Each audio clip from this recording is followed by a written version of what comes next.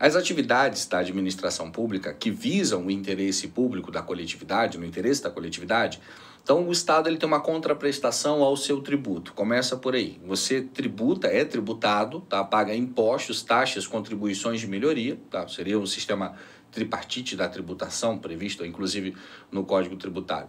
E o Estado te retribui com serviços públicos. Então você tem serviços à sua disposição. Você não é obrigado a utilizar, mas o serviço está lá à sua disposição, tá? Então isso é uma atividade da administração, fazendo com que o interesse da coletividade seja suprido por meio desses serviços públicos. Agora, quando a gente fala fomento, significa que o Estado criará políticas públicas, tá, para trazer um equilíbrio social. Esse é o fomento. Então, a gente tem várias instituições de políticas públicas, cotas raciais em universidade, bolsas financeiras assistencialistas, bolsas de estudo e pós-graduação estrito sensu.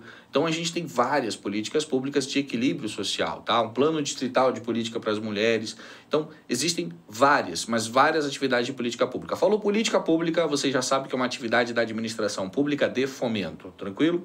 Agora, quando a gente fala sobre intervenção, essa é uma intervenção de natureza econômica. É para buscar a manutenção de um equilíbrio social econômico, tá? Então, eu preciso desse equilíbrio social.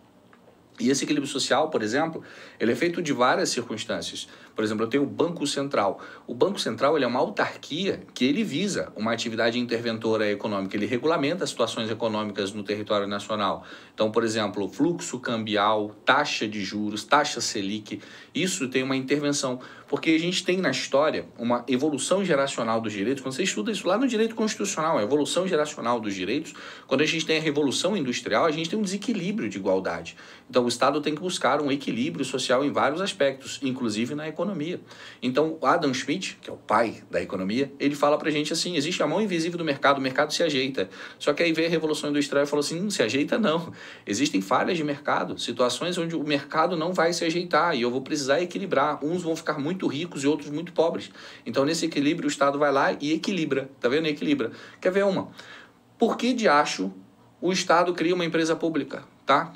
Ou então uma sociedade de economia mista, porque ambas elas têm a capacidade de prestar serviço à sociedade e também uma atividade lucrativa econômica, tem a natureza econômica. É uma empresa, é uma estatal, não é uma estatal?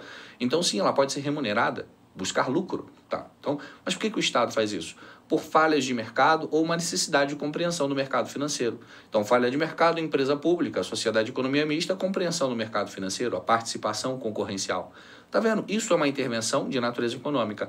Não confunda a intervenção na propriedade, a intervenção nos direitos especificamente de um indivíduo, porque aí a gente está falando da atividade fiscalizatória, que é o poder de polícia. O poder de polícia é a capacidade de limitar, cercear e regular direitos individuais em benefício de uma coletividade. Isso é uma intervenção, só que uma intervenção de natureza civil, uma intervenção de natureza aos direitos civis, tá bom? De primeira geração, a liberdade propriamente dita. Então, quando a gente fala intervenção econômica, direitos de segunda geração, igualdade. Quando a gente fala sobre poder de polícia, direito de primeira geração, as liberdades. Então, a gente consegue vincular, inclusive, com coisas do direito constitucional, direito administrativo. Na verdade, tudo a gente consegue vincular ao direito administrativo, porque o direito administrativo é a mãe de todos os direitos, tá? Tudo nasce lá. O nascedouro de todo direito é o próprio direito constitucional.